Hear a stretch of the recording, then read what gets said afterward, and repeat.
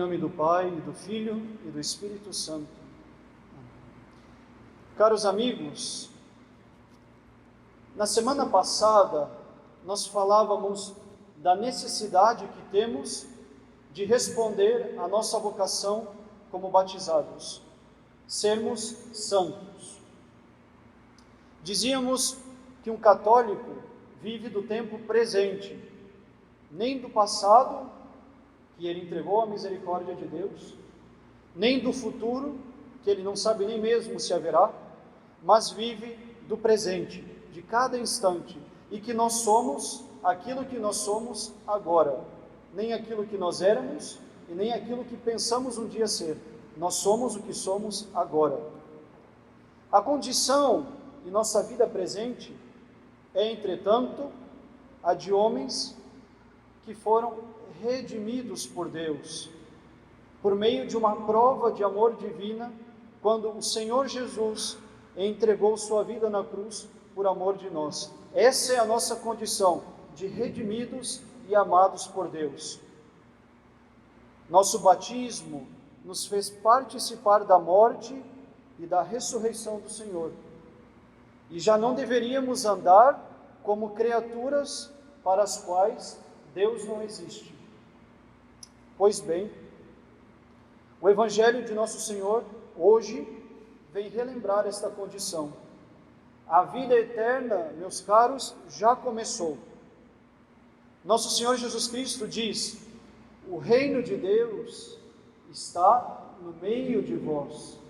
O reino de Deus já chegou para vós, em palavras mais precisas. O reino de Deus está convosco. Ele não estará um dia e nem esteve no passado. O reino de Deus já chegou. Quando Nosso Senhor diz isso, Ele quer indicar uma realidade, uma coisa muito concreta. O reino de Deus não virá no futuro. Ou então, que a santidade não é característica para mais tarde. Não é coisa que eu serei depois. Não. O reino de Deus já chegou até nós.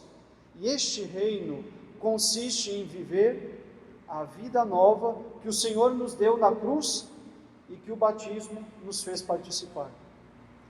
Por isso, desde este momento da morte e da ressurreição do Senhor, nossa vida neste mundo só tem duas perspectivas. Ou nós somos santos, ou nós não somos nada. Ou somos santos agora, pela graça de Deus, ou a nossa vida de batizados é um puro teatro, ou nós nos esforçamos para permanecer firmes no propósito de não recair nos nossos pecados, ou então nossa vida de católico é uma mentira.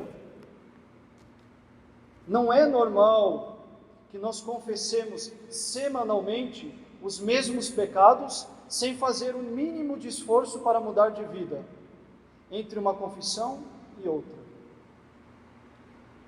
O que de concreto temos feito para mudar a nossa vida, separando-nos dos nossos pecados? Queremos deixar tal e tal pecado, mas continuamos a fazer as mesmas coisas que nos levam até eles. O que nós estamos fazendo para de fato mudar de vida? E justamente a epístola, a leitura da missa de hoje, só pode ser compreendida por aqueles que fazem um verdadeiro esforço de compreender o que significa ser batizado, ou seja, de um partícipe da morte e da ressurreição do Senhor. Se somos criaturas novas pelo batismo, mortas para esse mundo e ressuscitadas para a vida eterna, se a graça de Deus, que custou o sangue de nosso Senhor Jesus Cristo, faz com que a nossa vida não seja para ser vivida neste mundo, como é que continuaremos vivendo como homens aqui de baixo?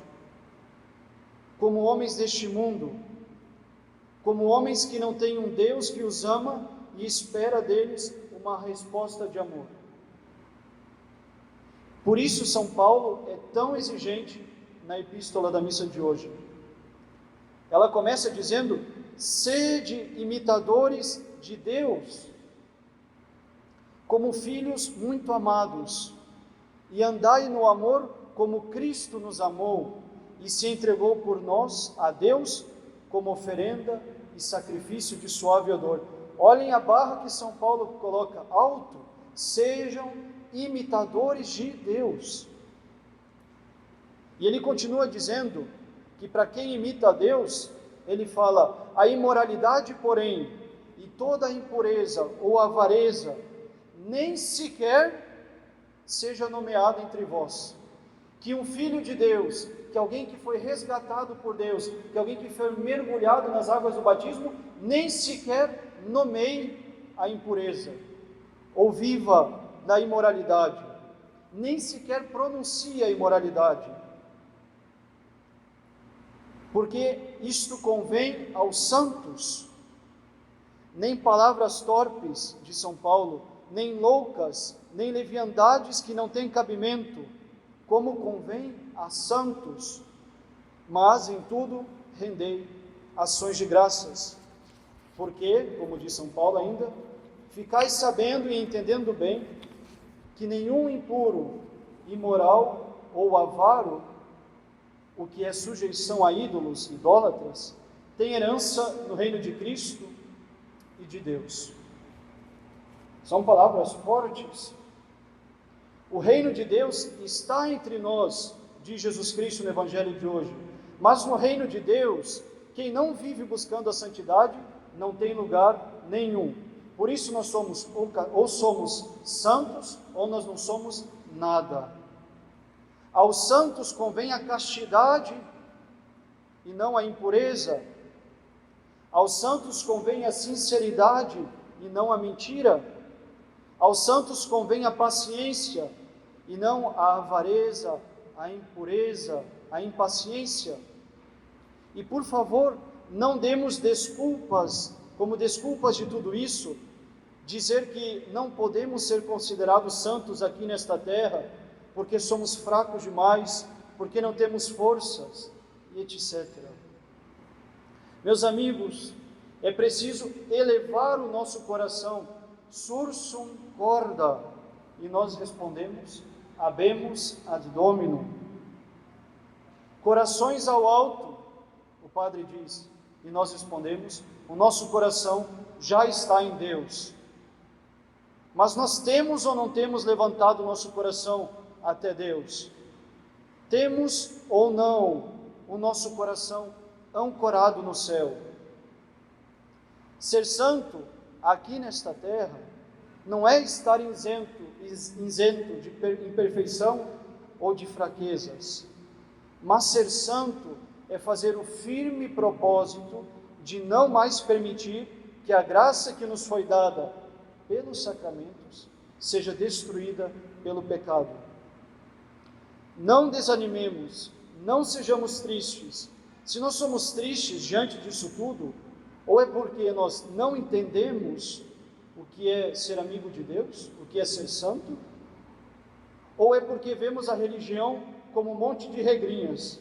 Eu não posso isso, não posso aquilo, não posso aquele outro. E religião não é isso. Catolicismo não é isso. São Paulo diz na epístola de hoje que não convém aos santos, ou seja, a um amigo de Deus, viver na impureza ou na luxúria, entre outras coisas. Mas gostaria de ressaltar a impureza e a luxúria. Nunca escondi, como padre, a minha predileção pelos jovens. Aqueles que vivem reclamando que o padre dá mais atenção a um ou ao outro, sobretudo aos mais jovens, ou os que recém chegaram na nossa capelania, normalmente é porque não entenderam que há uns que necessitam de mais cuidados do que outros, e que se pela graça de Deus, uns já se deram conta no que consiste a santidade, outros ainda necessitam de bastante auxílio para poder levantar este voo rumo ao céu. Não é porque o padre é amigo de seus jovens que ele perdeu a autoridade sobre eles. Bem do contrário, um padre amigo de seus fiéis, verdadeiramente amigo, é capaz de exercer mais autoridade sobre os seus filhos. Só um padre que pensa que para ter autoridade sobre seus jovens precisa ser um carrasco para eles e tratá-los com dureza e rigidez, é que não consegue ser para eles um filho, um amigo, um pai, um diretor. Mas falo aos jovens, pois é sobretudo para eles que dirijo as palavras de São Paulo no dia de hoje. Em tudo, sede imitadores de Deus, amando como Ele amou, como convém aos santos. E caros jovens, vocês são santos, são chamados a ser santos e viver a santidade agora. As paixões da juventude, a vida que é guiada pela emoção mais do que pela razão, o desejo ardente que vocês têm de aproveitar a vida, muitas vezes lhes fazem cair nos mesmos pecados. E o maior risco da nossa juventude é o de pôr o nosso consolo e a nossa finalidade nas imundícies deste mundo. O batismo nos fez santos, e não convém a um santo ser luxurioso e impuro. E mais uma vez, não olhem com desânimo, mas com entusiasmo para a vossa vida, e busqueis alinhar a vossa conduta aos ensinamentos do apóstolo São Paulo. A impureza e a luxúria não são atitudes convenientes a um santo de Deus, ou seja, um amigo de Deus. Não é conveniente, pois, o luxurioso, impúdico, depositar nos prazeres da carne todo o seu coração.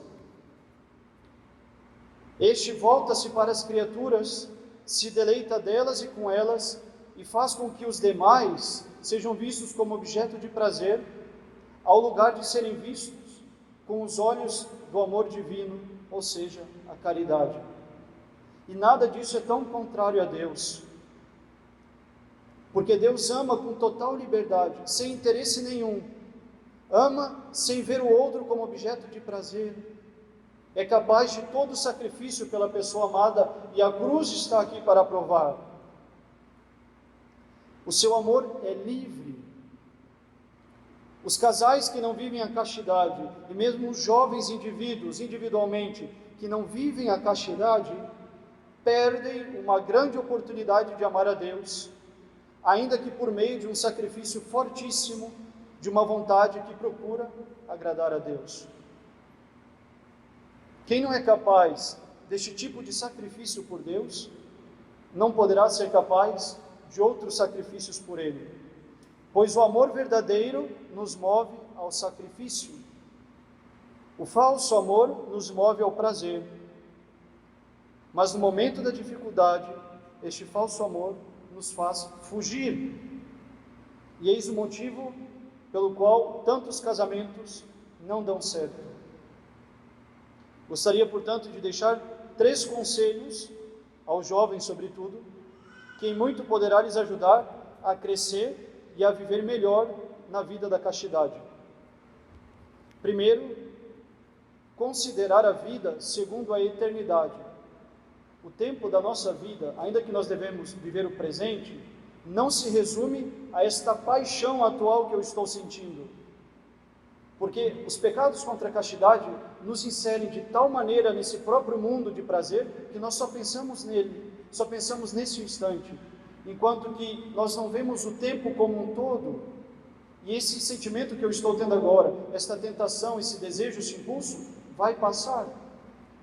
Por isso é necessário ver a eternidade, e não trocar ela inteira, o céu que eu posso ganhar agora e nunca mais perder, por um instante de pecado neste mundo.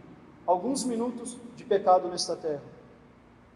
Porque, com a desculpa que mais tarde eu tenho a confissão, é verdade, muito possivelmente você vai encontrar um padre, terá absolvição, fará penitência, mas não custa, será que não é possível que nós façamos este esforço de não trocar uma vida eterna por alguns minutos de prazer nesse mundo?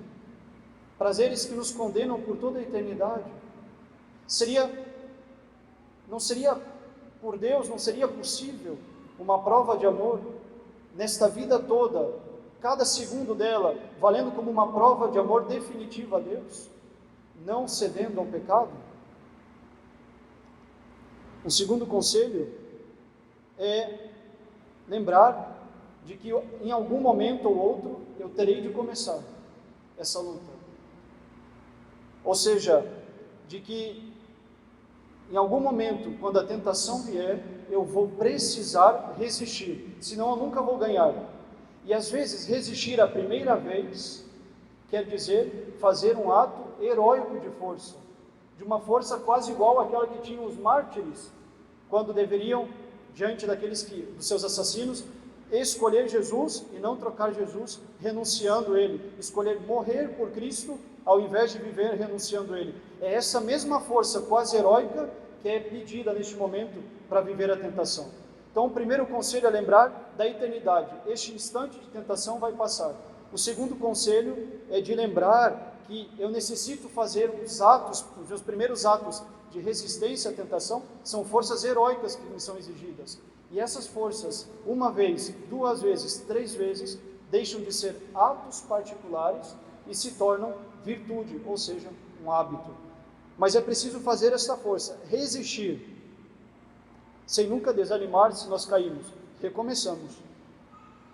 E o terceiro conselho, que talvez seja o mais útil, é saber sair do próprio mundo e fazer algo por alguém. É saber sair dos seus próprios prazeres e considerar a dor ou o sofrimento do outro. Preocupar-se com o outro, fazer alguma coisa pelo outro. E aí, neste momento, junto do diretor espiritual ou junto de alguém que lhe aconselhe bem, é necessário saber escolher com prudência que ato eu farei pelo outro. De alguma maneira, se preocupar pela dor do outro. Porque eu paro de pensar no meu mundo, que eu acho tão importante, com os meus próprios prazeres, e começo a adentrar o sofrimento do outro, e vejo que há outras pessoas que sofrem por coisas tão verdadeiras, e eu aqui sofro, que ainda que seja algo verdadeiro, interno, sofro por algo que só depende de mim vencer. Quando eu considero uma criança com câncer no hospital, por exemplo, quando eu faço uma visita a um hospital infantil oncológico, aí sim eu sou deparado com verdadeiros problemas na vida. E deixo de pensar nessas tentações que eu sofro. E essa dor do outro se torna um banho de água fria no calor das minhas paixões. Quando eu sei, por exemplo, dizer a uma comunidade católica que dá comida aos pobres e ofereço a minha ajuda, por exemplo, para ajudar a alimentar os mendigos em tal ou tal dia da semana, eu entro no concreto na dor do outro. E essa dor alheia, essa miséria alheia, é uma água que apaga, mais uma vez, o fogo da minha paixão. Então, para muitos que talvez não consigam dar um passo a mais na virtude da castidade, é talvez porque nós pensamos demais no nosso próprio mundo e não somos capazes de ser confrontados com a dor alheia, com o sofrimento alheio, com as dificuldades alheias, porque o que conta muito para nós é o nosso próprio prazer, é a nossa própria satisfação momentânea. Então ficam estes três conselhos: considerar a vida segundo a eternidade, fazer um ato de força heróica, os primeiros, e saber se preocupar da dor do próximo, do sofrimento do próximo, das coisas do próximo, que isso me tira do meu próprio mundo, dos meus próprios prazeres, das minhas próprias comodidades e dos prazeres ilícitos. Tudo isso nessa quaresma seja para nós um propósito. É tempo agora de purgar os nossos pecados, crescer na virtude, e que seja essa quaresma a definitiva, a verdadeira quaresma de conversão na nossa vida, onde talvez tudo não vai estar perfeitamente regrado no final, mas tudo vai estar perfeitamente direcionado. Eu tenho um plano de vida a seguir, eu tenho um combate que eu iniciei, e agora eu morri um pouco mais para mim, para os meus pecados, e eu ressuscitei junto com Cristo na Páscoa, um pouco mais para a vida eterna. Essa é a finalidade da quaresma, essa é a finalidade que nós devemos pedir, esta é a graça que nós devemos pedir nesse tempo sacrossanto de penitência. Que seja essa também a graça desta missa, que sejam essas também as inspirações que essa liturgia nos inspira nesse terceiro domingo da Quaresma. Em nome do Pai, do Filho e do Espírito Santo. Amém.